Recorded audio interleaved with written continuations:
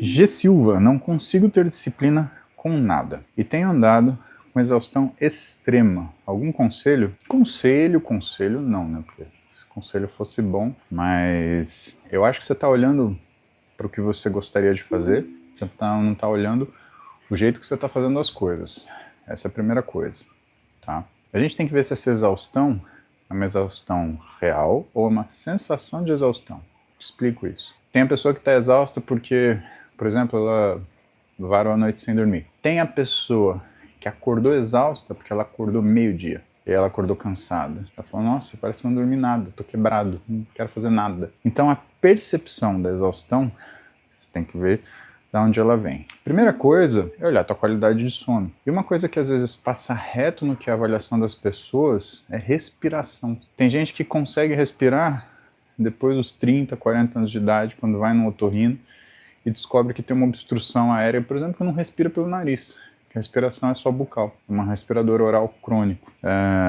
Tem gente que tem apneia do sono e não faz ideia que tem. Então, eu acho que a primeira coisa aí é investigar sono, porque é a primeira coisa que vai te dar a sensação de exaustão. Quando você começa a investigar sono, inevitavelmente você vai ver a tua parte respiratória, é importante também, e talvez não fazer uma polissonografia, mas às vezes, por exemplo, uma forma de monitorização que nem um Oura Ring, ou então um smartwatch, usar ele à noite para ver a qualidade real do seu sono.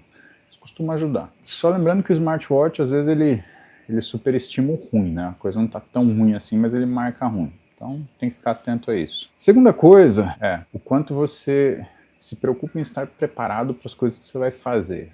Tá? Então, por que isso é importante? Por exemplo, você vai treinar, você tem uma roupa de treino bacana, uma coisa que te dê um estímulo, né, para você, algum estímulo dopaminérgico para você fazer aquela atividade, né? Você vai estudar, tá num lugar bem iluminado, arrumado, com materiais adequados. Isso é uma coisa fundamental. E criar uma forma mecânica de você saber que horas que você tem que fazer tal coisa. Colocar, por exemplo, uma agenda na sua vida. Porque quando a gente está de férias, às vezes a gente não tem tempo para nada. Porque você não tem uma agenda, o teu horário não é fixo. Aí você gasta mais tempo fazendo coisa que você não precisa, ou você gasta tempo fazendo coisa que você não deveria, porque você não tem uma agenda. E no dia quando você está super ocupado, você consegue ajustar tudo certinho. Então faz uma agenda, tal hora eu tenho que fazer isso, tal hora eu tenho que fazer aquilo. Isso, a cabeça organizada vira uma vida organizada. Talvez o que melhor eu possa te falar é que dentro da exaustão, em algum lugar, existe uma desorganização. E quando você achar o que está desorganizado, vai ficar muito mais razoável de você conseguir tirar essa sensação.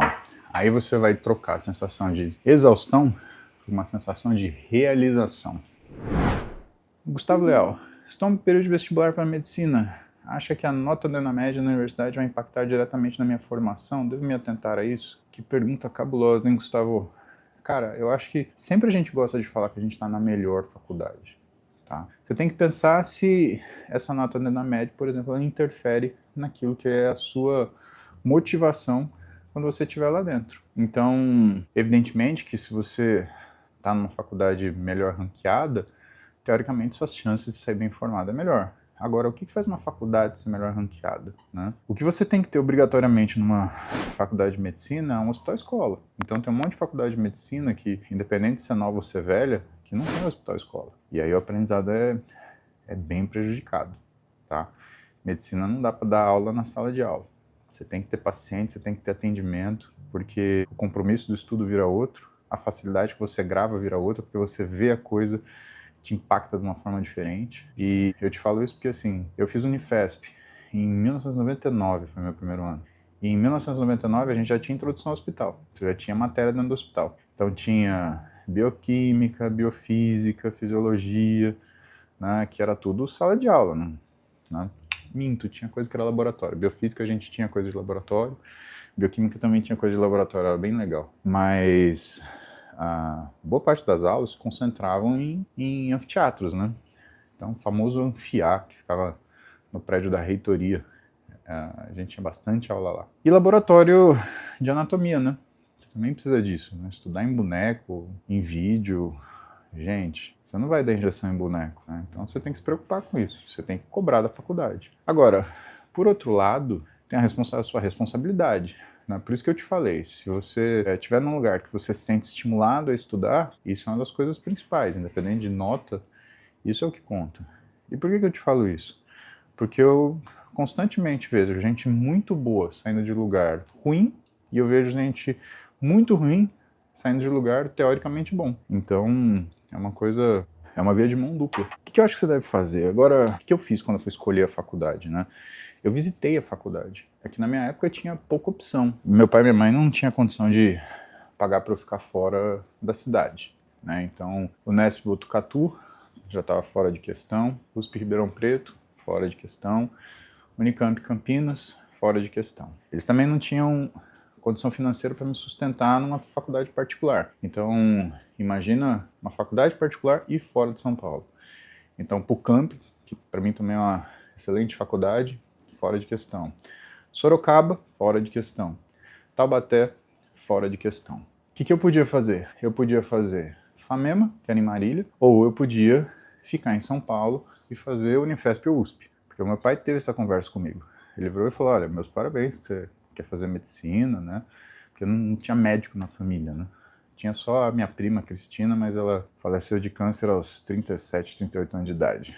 Um desastre na família. Ela era anestesista, mas nessa época eu já estava sozinho, então meu pai sentou comigo e falou, olha, parabéns, né? Fico muito feliz de você querer ir para essa carreira, mas eu não tenho condição de pagar a faculdade para você, então estuda muito, que você vai ter que fazer uma faculdade pública. E eu fui conhecer as faculdades, né?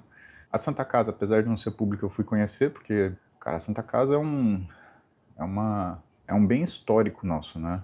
As turmas de medicina da USP, elas não começaram no HC, o HC é de 1955, se não me engano. Elas começaram na Santa Casa, o pessoal da USP estudava na Santa Casa. Foi depois que terminou o curso da USP na Santa Casa, que aí eles fizeram a faculdade da Santa Casa. E, cara, você visitar lá é a história da medicina do Brasil, é um negócio fenomenal. Tinha a Unifesp, né, de 1933, né, que eram professores que saíram da USP, na época eles montaram a Escola Paulista de Medicina, né? Foi virar a Unifesp só nos anos, se não me engano, na década de 90, né? Que ela foi transformada em universidade, porque era a Escola Paulista de Medicina, e tinha a Escola de Enfermagem, Biomedicina, Tecnologia Oftálmica, estou esquecendo alguma coisa? Não, Medicina, Enfermagem, Biomedicina, Tecnologia Oftálmica, acho que eram 4 cursos, né? Tudo dentro da saúde. E aí, na minha época ainda, ela começou a expandir, aí começou com campus, a Unifesp, fora de São Paulo, né? E com outros cursos, né?